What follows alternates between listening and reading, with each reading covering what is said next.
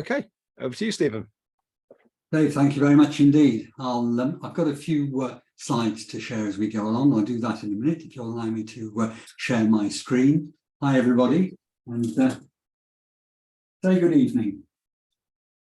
Robo Hackers, Roy Baden here. Hope you enjoy the meet and chat.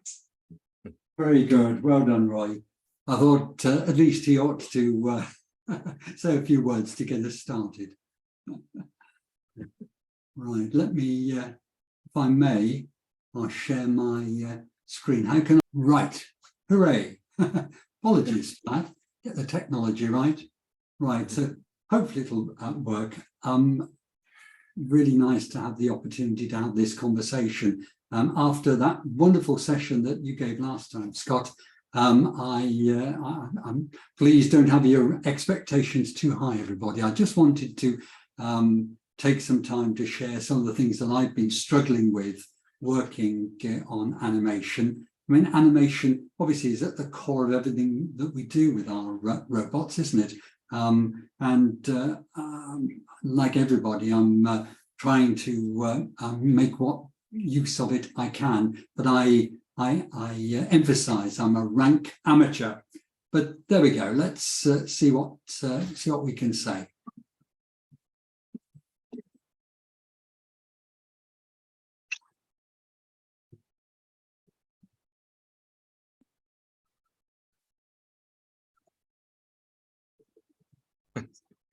It's like my now a lot of times. As the conscious says, make a fool of yourself. And I thought, well, okay, then I'll give that a go. I think that's probably what I'll be doing in the course of the session this evening. But what the heck? Let's give it a try. So first of all, I wanted to put some things up where clearly the professionals have been involved. Here we've got on the little area that my wife keeps for them, my wife's emo robots and vectors. And inevitably, people are doing animation, making them dance.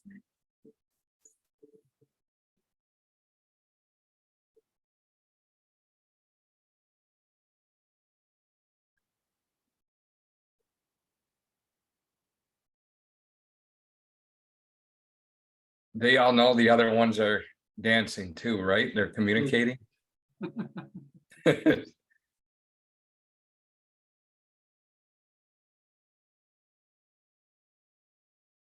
Yes, we have the jury sitting on their charges at the back, judging. Yeah. The one with the bows is the little girl. Her name is Agnes Saxon. She's very keen on dancing.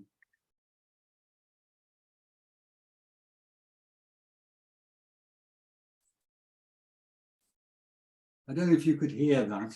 He was saying, "I'll miss you, Mr. Home Station." Since the Living AI company that produced the emos have produced no longer the little skateboard for the robots to stand on to charge, where you had to take them off. They now have their home station, and the animation is really very clever.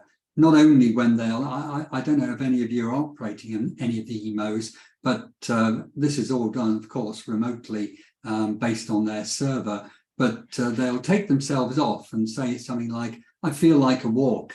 And then they'll turn around and face the station and say something like, "Goodbye, Mr. Home Station," or "Take care of yourself, I'm going out for a while." And then likewise, when they start their battery running low, you can just see the one on the left-hand side of the screen there. The light goes green, and that seems to guide them back. And after a lot of maneuvering, they will take themselves up, face the screen, and then reverse round and back up. And eventually the little battery symbol goes and they'll say, "Home sweet home." So how much programming has gone into that? I suspect it's a heck of a lot, and certainly way above my pay grade, but I'm sure that's going to prove very popular. I did see, and Dave, you probably know more about this again than me, a number of years ago, there was a prototype charging station for the NAO robots where the NAO would do exactly what these emos do and back up eventually to get charged. but I don't think that ever went into production. As you know, I've got the charging chair, and if you've seen any of the videos on the Facebook page, then I've put a little video of him, Roy Batty, lowering himself into the chair to be charged. Took a lot of fiddling around because the company that produced it seemed to have produced it for slightly earlier versions, and he's the version 6, and so we had to do a bit of modification. After about 12 months of fiddling, we got him to do it. It works reasonably well, but I do think that when you're starting to think about, as we're working with our robots, they depend so much, obviously, on being charged up. I think this comes back to the point I referenced earlier on during the course of your session last time, Scott, where I think it was Carl was saying how to be able to keep these robots operating, particularly the bipedal ones, the amount of power they need. Clearly, there's a very limited time that you can keep them operating. So being able to get them recharged and therefore animating them to get back to that is pretty vital. So anyway, I share the anecdote with you. And here he is again.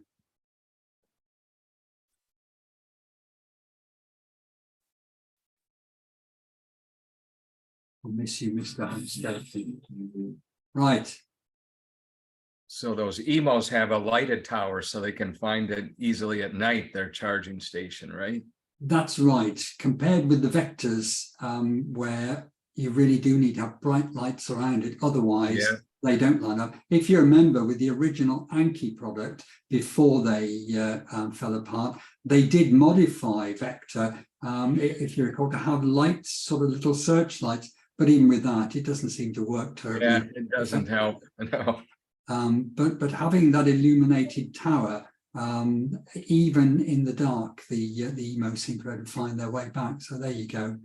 Anyway, I then turned to the while we're still with the professionals, before you get on to my rank amateur efforts, I thought quite interesting some of the built-in animations, the dance and related animations that NAOs have. And this one on Roy Batty. This was when, after he came to me in late 2019, just before we went into the pandemic, there were some problems. His recognition for voice recognition seemed to be some issues, and some of his motors were overheating. So he actually had to have a trip back to SoftBank, as it still then was, from Aldebaran in Paris. And because they did that, and luckily he got back literally before everything was completely locked down, they loaded this Mr. Funk dance routine, which again, I'm sure you all know, but I thought, well, it was worth it. I shot a little video of him performing that a few days ago, standing in our hallway. But are we going to get it? Yes, we are. Here we go, Mr. Funk. I didn't see that.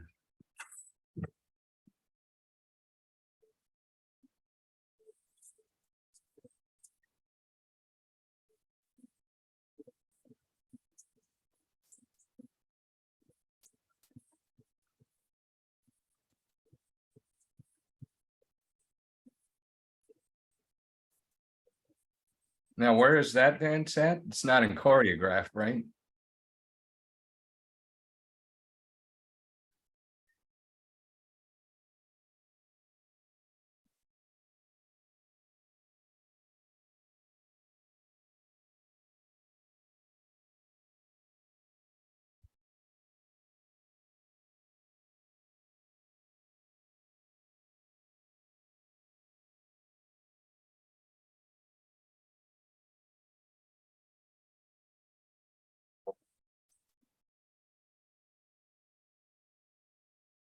And then, of course, he asks for applause.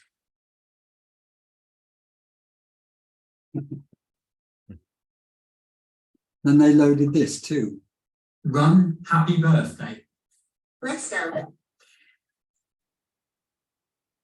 Happy birthday to you.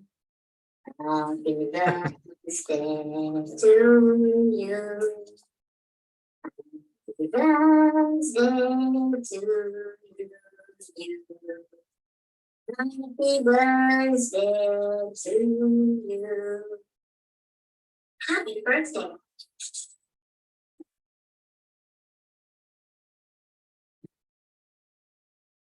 Now, whether that was with one of Valentin Bertrand's animations, I suspect so. Whether he provided the beautiful French accent for the happy birthday as well, I don't know. But clearly that's what it's possible that people can produce. But I suspect, again, Dave, you probably know far better than me, I'm sure a very long time with professional animators being able to put that together. It's impressive, but I guess it shows what we can do. So as I say, in my case, with humility, but still with a bit of aspiration, I'm pleased to chat, and I thought we'd have a little agenda, at least of sorts. I thought it might be worth us reflecting on some of the underlying principles. I know the video screen is overlapping a bit with this now. I didn't position my captions quite right, but anyway, it says underlying principles, some practical experimentation, some things that I've done, and then any learning points that we could draw out and share, and obviously most importantly, to get your critique and for us to have a conversation about it.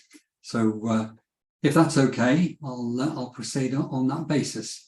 I listened to a very interesting, I don't know if you listen to the Lex Friedman podcasts, these fascinating long form discussions. And it was interesting, Robert Plater recently in late April was interviewed, and I was quite fascinated understanding where he'd come from in the influence and formation in Boston Dynamics.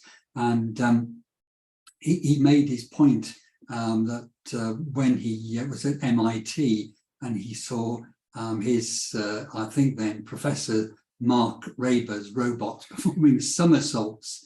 And it was this combination, I think, of an interest in movement, balance and aerial engineering, because he said he was a gymnast. And it's that whole idea then of the organic beauty of movement doing gymnasts combined with his interest in engineering and software development. And I thought it was quite an interesting comment. Letting the body do what it wants to do makes movement more efficient and easier to control. So the way in which, I mean, I don't know, clearly we all see the fancy Boston Dynamics videos with their robots somersaulting and doing everything else.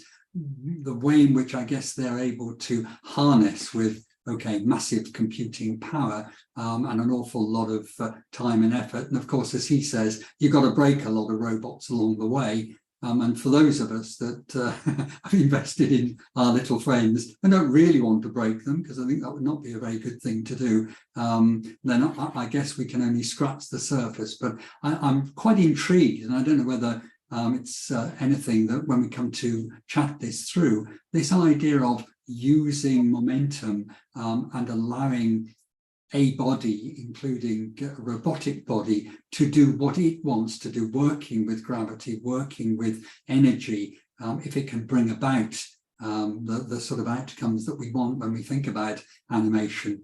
And obviously, animation is at the core of everything. You know, unless we're going to have a social robot that merely stands completely still. As you were saying, Dave, earlier on, this idea of autonomous life was built into the NAO robots fairly early in their evolution, because with them appearing to move, that does at least give them a basis for appearing lifelike. And that's when, as the caption here says, it's the emotion magic. So it's motion interacting with emotion. That's what then can give us at least the sense of reality. And whether it's Pinocchio having his strings cut, albeit Jiminy Cricket laughing at him falling down the steps and making a fool of himself, but perhaps that's what we've all got to be prepared to do if we're to make progress in getting the animation to work for us. I've been reading around the academic literature, And whilst I wouldn't want to bore everyone silly, I thought there were a few quotes from these two Spanish researchers, The Practice of Animation in Robotics, published in 2020, that I think is quite interesting. I know you can read it for yourself, but let me just read you the quote. Robot animation is not just about motion, it's about making the robot seem alive and to convey thought and motivation while also remaining autonomously responsive. As you go into their work, I mean, what they're saying is that where you're working with conventional animation, then it's just the the third square looking out into a world, but the animations have been either drawn or with CGI these days, obviously computer generated, without, although the characters themselves may interact with one another. The different thing with social robots, if they're to fulfill their promise, is that they need, as they say here, to it's the ability to engage in interaction with humans while conveying the illusion of life. And so I think it's having that in our minds when we're approaching the idea of animation. Now, okay, I know the most popular, the likes in the YouTube videos and so on are having the dancing robots, and whether it's Mr. Funk or the Emos or anybody else, Vectors, and Cosmos dancing. I think this idea of interactivity and conveying this illusion of life, things that we can interact with. And I think, seriously, if our social robots are eventually to fulfill their promise of working in care facilities, we talked about hospital environments earlier on, working with children, working with students more generally, then it's being able to build in some way their capacity in real time to adapt rather than simply go through pre-programmed approaches. So it becomes this emotional partnership I'm suggesting. And what these academics have said, it really takes character animation to a new level. It extends what the animators have traditionally done because of its interactivity, because its adaptability during these interactions with users in real world settings. And clearly it's the principles and practice, though, of character animation principles. I've listed, just for our reference, the 12 principles that the Disney animators over the years developed. But now it's a case, according to these researchers, that will need to be developed into general concepts that somehow there's a real partnership, an emotional partnership, I guess, through passion for what they do, for both animators and robot developers, that they can consider so that they can understand one another. It's so often the case, a bit like academics and people in the real world generally, you plough your separate furrow, but actually if it's to bring things to life, then it's really a case that you want to bring people into a dialogue. And animators, the creatives, have got to take their creativity into grasping at least the principles of physics and mechanics, and indeed software programming, but equally engineers, both electronic and mechanical and software engineers, grasping some of the principles that lie behind what it is that these animation creatives do. So again, it seems to me that there's this idea of interdisciplinarity is something that's one of the most exciting things. And for those of us who, like me, are really only, as I say,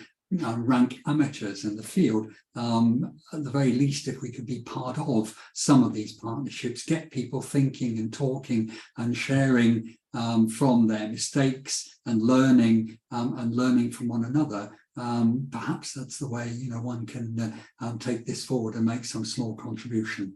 So anyway, that's some of the background. Here are the Disney 12 principles of animation. And of course, as the authors that are referencing this make the point. The idea of squashing and stretching was a bit more difficult when you're working with somebody like a NAO robot that obviously doesn't do, can't really squash and stretch. But they said, but you can use other ways. A certain anticipatory movement. So when you're doing the animation, maybe there's a sort of a step backwards before engaging in a process, or a cocking the head in a certain way. The use obviously of the eyes and the colours. And obviously in the case of the NAO robots, their ear lights. So some of those principles can actually be used in a way, because point 10 here, exaggeration, even the idea of Pinocchio, you know, the nose that stretches out, the kind of things that you see in Wile E. Coyote. You know, he goes to the edge of the cliff and there's massive exaggeration of the leg spinning before he invariably crashes to the ground, and yet doesn't seem to fall apart. There's the idea of a particular arc that's talked about, the way in which, again, anticipating a move that's coming forward. And obviously the whole thing being located in a particular context. And that context, of course, here gets more complicated because you don't necessarily know what the context is. And obviously, if you're putting a social robot, say, in amongst a group of children, well, children probably want to be very tactile and want to go ahead and touch. Well, is the robot going to fall over? Do you need to make sure the robot is seating so that he's more stable? What are the things we can do to make or to anticipate the sort of context within which then the animation can work without damaging the robot and leading to a pleasurable experience? Because, as it says in point 12, this needs to appeal to people. You need to draw them in. So actually, what I think that people are doing, just like animators have been, they're part of that really long-term, deeply rooted in the human psyche of storytelling. And therefore, with robotic animation, that's something that we're engaging in, the process of telling stories, but stories that actually take on a life of their own, rather than ones that are just committed to words or even graphic images that are recorded and fixed.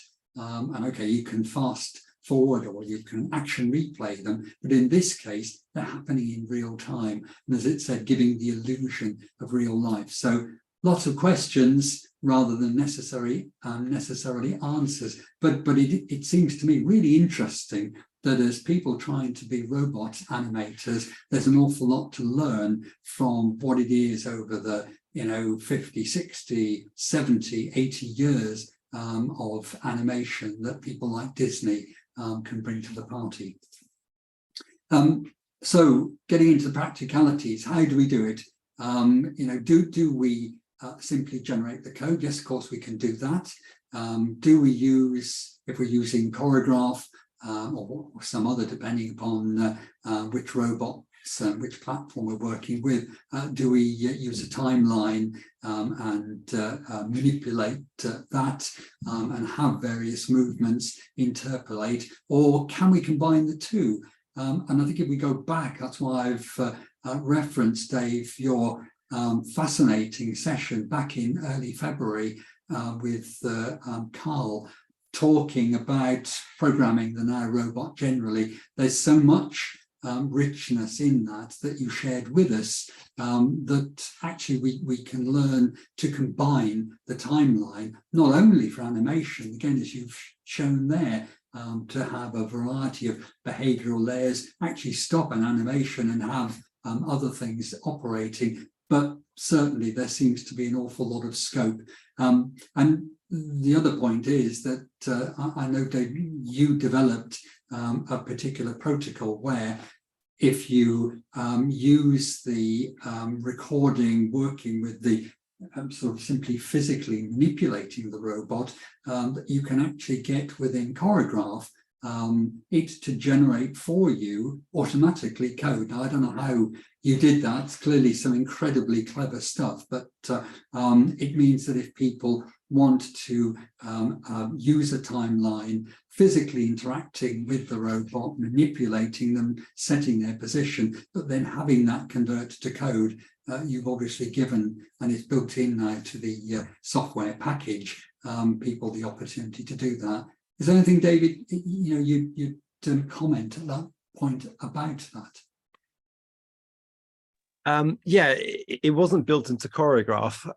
It was a separate piece of software that myself and a guy called Don Nudge built. I can maybe talk more about that later. I need to get it all working again, but yeah, it was kind of a sort of a different take to Choreograph and timelines. But yeah, maybe another time I can talk about that. Brilliant, that'd be great. Thank you very much. So there we go then, Choreograph then, and the animation mode. Here's a little animation that I've filmed against a green screen using Roy Batty here. I thought, well, maybe if we wanted him to work in an I don't know, elder care facility, or indeed just with anybody, we'd have him as a gym instructor. And I decided for this one to use a green screen for the animation to put him into the gym environment. Stretch your arms. Move the living down 5 times. You're doing great.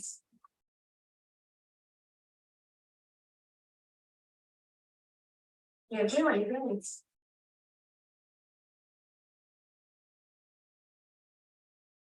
You're doing great.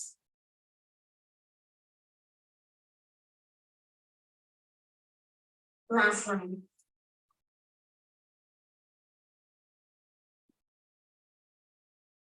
Super job. Well done. Now let's move on to exercise number 2. Bend your knees just once. Here we go. At this point, he nearly falls over. Super job. Well done. Now let's move on. Exercise number 3. Swing your hips side to side.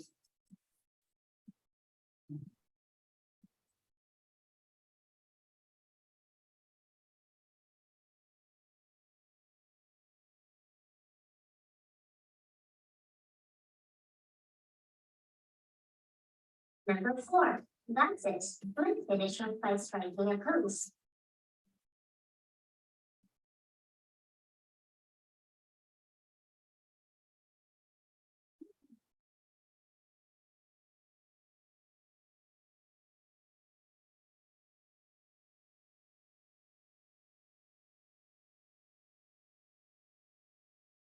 On your back all round. You were splendid. Now relents over a nice cup of. See you soon.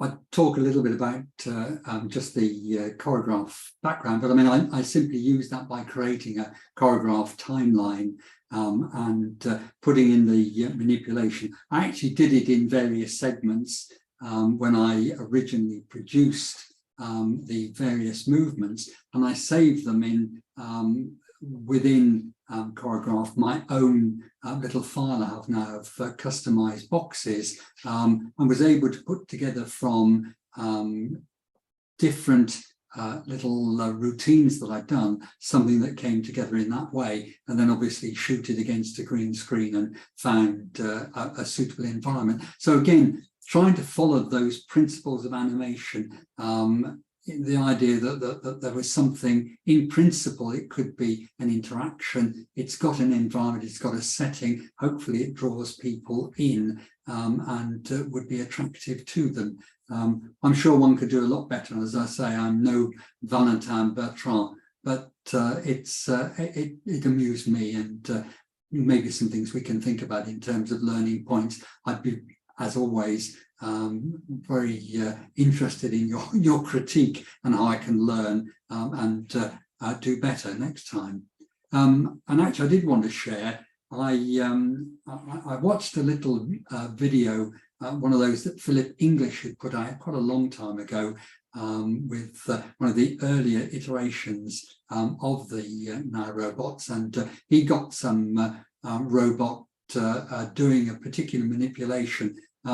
And you'll see here, not only is it shaky camera footage, but the animation itself. From time to time, I find Choreograph can be quite temperamental, even to the point where you literally have got to try and shut everything down. You've got to disconnect the robot from it. You've got to shut the whole operating system down and restart it, because he seems to get into a loop. I don't know whether that's just bugs in Choreograph, or whether it's me, whether it's the fact that I'm working in a Mac environment. And that in itself, I have to set up, because it's at a much earlier stage in the Mac OS than is currently. In fact, way back in the Mac Safari, I actually have to keep a separate iMac dedicated exclusively to programming using Choreograph. But anyway, as you'll see here, the actual manipulation, when I put it into operation, although I'd faithfully gone through and I'd used the manipulation of the limbs, don't quite work out as it should do.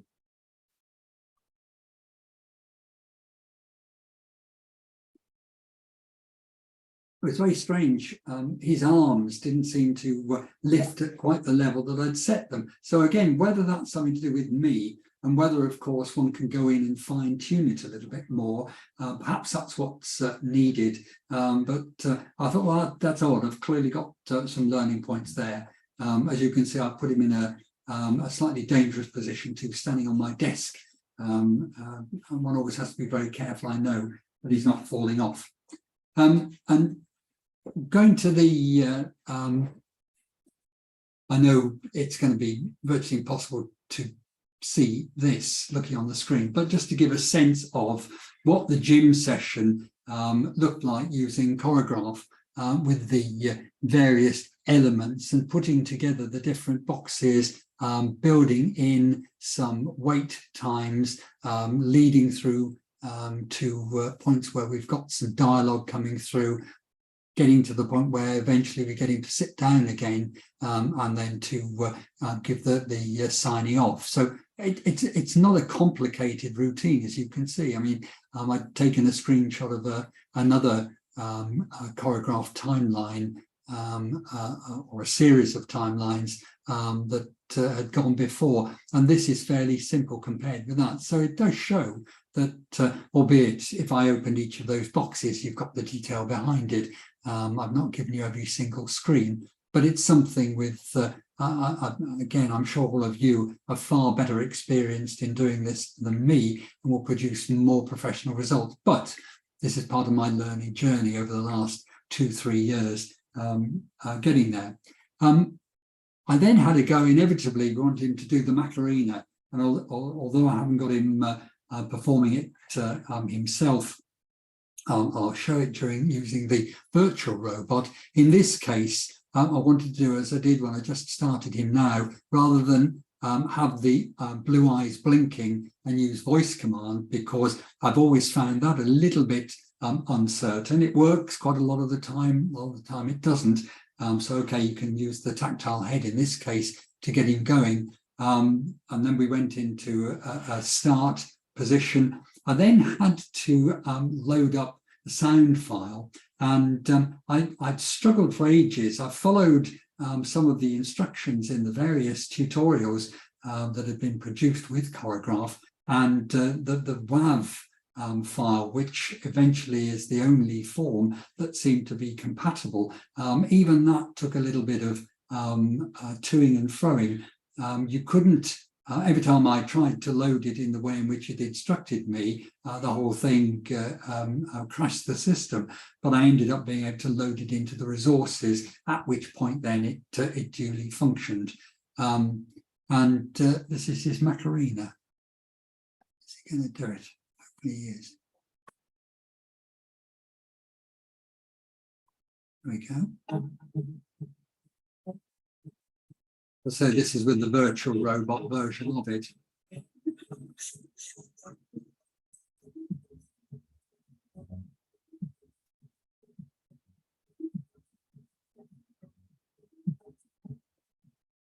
We'll move on, because otherwise we'll end up with the copyright issue. Whoops, stop.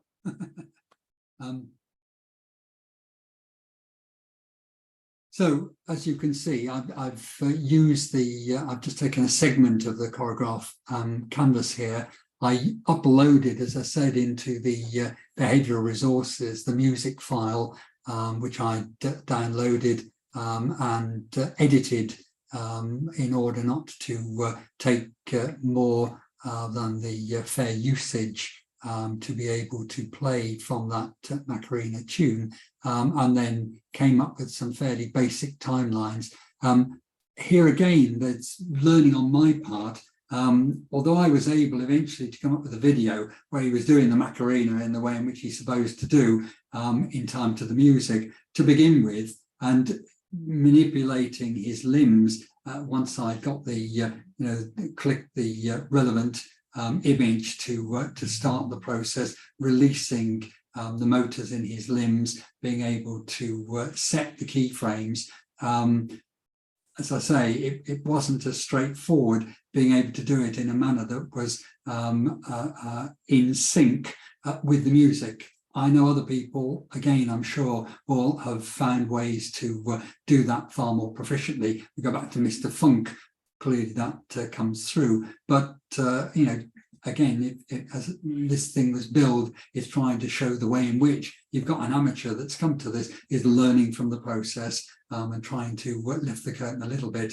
And certainly my learning is, and a key message, I need to put a lot more time into working out precisely, if you're going to use musical dance for animations, being able to synchronize the two together. And again, it may be that in our conversation, you'll have some very helpful learning points to share so that I can learn and improve as we go with that.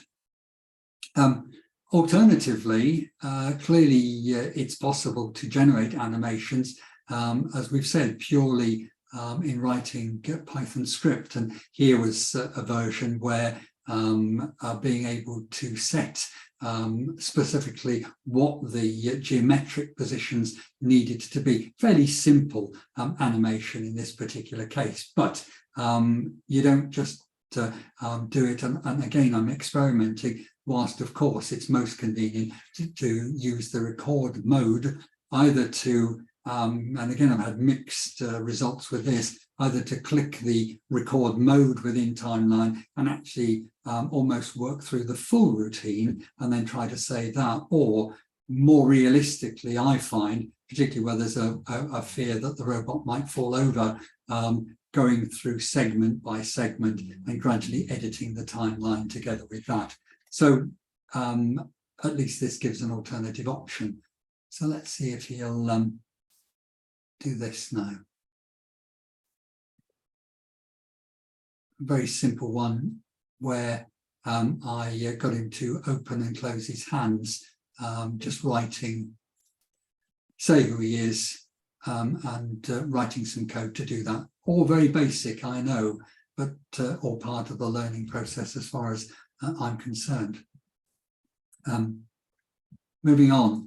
This afternoon, I was trying to do a little bit more, and I decided to open up the waves. Now, again, I confess that this is something that I've got to spend a lot more time thinking and learning with, but it is quite interesting. Here we've got, and it's a slow-mo version of what was actually recorded, where I've got, I did this with the robot himself, but I've now captured having recorded the little program using the virtual robot, and basically I was getting him to raise his arms up, to crouch down, and then move side to side. And I thought it's quite interesting. I believe, and from tutorials I've seen, it's possible to really fine-tune the movements by working with the movement waves here. And so again, fascinating, and it just shows the sophistication and richness that's available within choreograph. And I'm sure professional animators will really rise to that challenge. In my case, I share it with you very much as part of the learning process.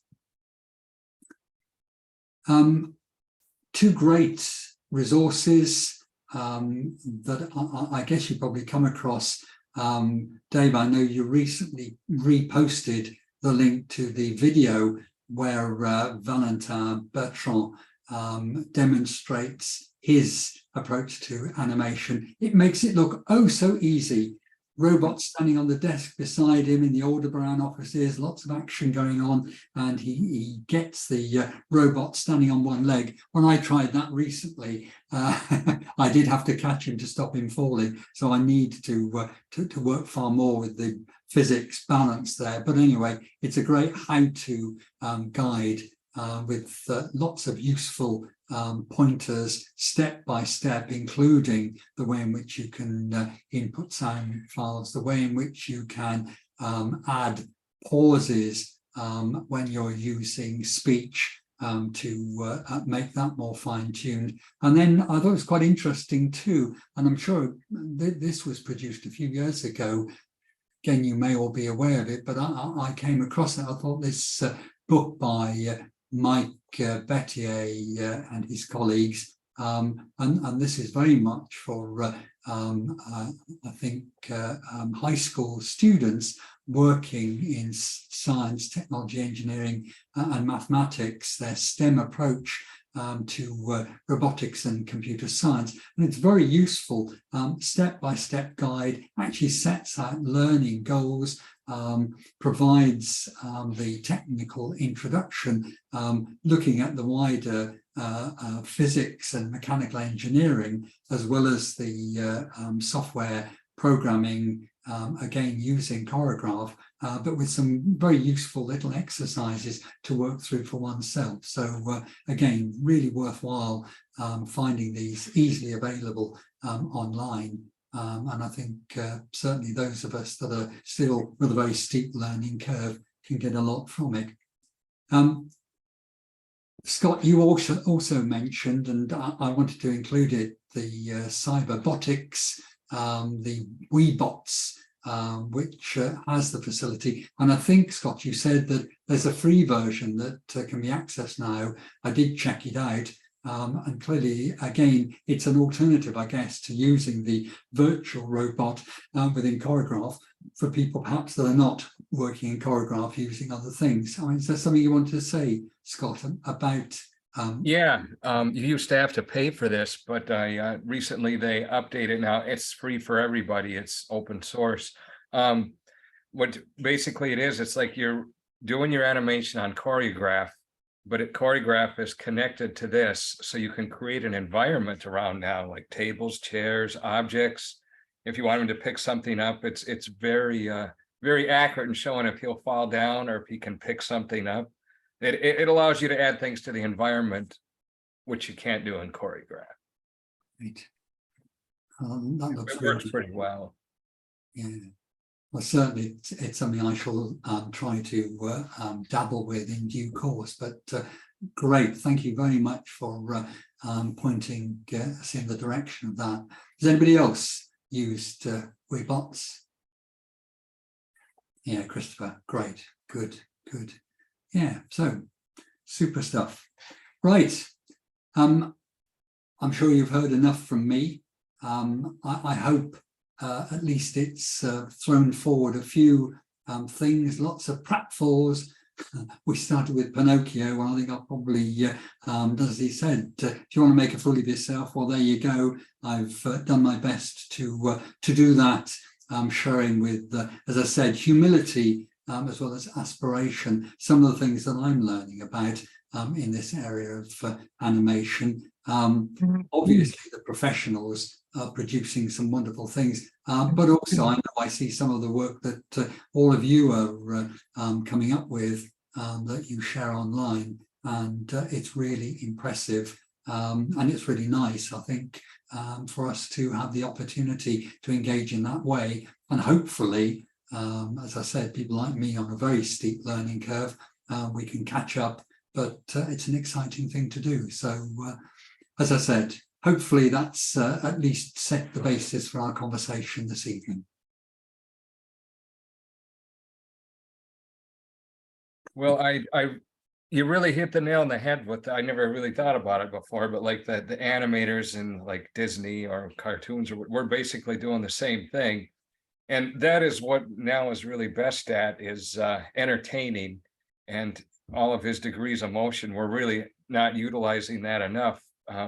My humble videos, really, I don't really put that terribly much effort into them, but people just love to watch this robot moving in such, human-like ways. And then you just throw in, I always try and throw in at least one cool animation, something that takes a lot of effort, and then I add the story and the plot. But you make a really good point. Like, really artistic people would probably be really good at this, coming up with really clever ideas that we just haven't thought of yet. So yeah, we really need to, that's really what his number one thing is his animation and his degrees of freedom that sets him apart from other robots. So good points. And I mean, certainly, I think the wonderful things that you've done now over the years with the NAO and Cosmo's adventures, I mean, they're so good, so impressive. The very fact that you've taken them out into areas and set them up to do such things. The wonderful thing, I think, with NAO and Cosmo, and obviously now you've added Astro, is that they genuinely are a little family, little characters that I know people follow with. Well, I certainly, it was one of the things that inspired me to want to get involved, long before I acquired the NAO robot, and I'm sure it's inspiring a lot of others. So it's great to see those things, and that's the point, as you say, just like animators, creating a story. That's what people want. They enjoy seeing these little critters. I know, as you were having the conversation the last time when you talked about Astro, Carl's point was that's a really good price point, because a lot of these other robots, I mean, that's expensive for a lot of people. I mean, here we are with the cost of crisis, but even so, as I say, it's expensive, but it's accessible, and it's trying to get something over to people that the companies can make a profit on, otherwise they'll shut it down. But equally, people can find accessible to them, and presumably it's just about, once you start to expand the numbers, then hopefully more and more people take it up, the price tumbles. I mean, this was the problem that Anki ran into, didn't they, with Cosmo and Vector? I reckon they produced fabulous, I mean, so accessible, for, what was it, about $250, you could get these really brilliant little characters who will run around and do their own thing. Don't need any interaction at all. Sure, you can talk to them Alexa-like, but you don't need to. Similarly now with, but obviously for them, they clearly, the money just, the numbers didn't work. Let's hope now with Astro, more expensive, but people complain about that, but hopefully it'll be sufficient that they can turn a profit and sustain it and open the way for others. Yeah, and it's really kind of baffling why SoftBank and Aldebaran have this great I mean, some really good animators could, maybe have him have a guest appearance on a TV show. It would get so much, and if he did really cool animation stuff, that would just blow. But it seems like we're the only people. Is Valentin still with? He's gone, isn't he? Yes, I see him now, and he's obviously still busy, involved in some very fancy CGI type animations from what I've seen from his web pages. Really impressive stuff, but he did some great stuff, obviously working with NAO. But yeah, you think they'd want to do it. I noticed that Digital Dream Labs that now have Cosmo and Vector, they do they not have a Cosmo's Adventures or something, an animated? They started it. Yeah, did they started it, but then it seems like everything's just kind of stagnating there. Digital Dream Labs.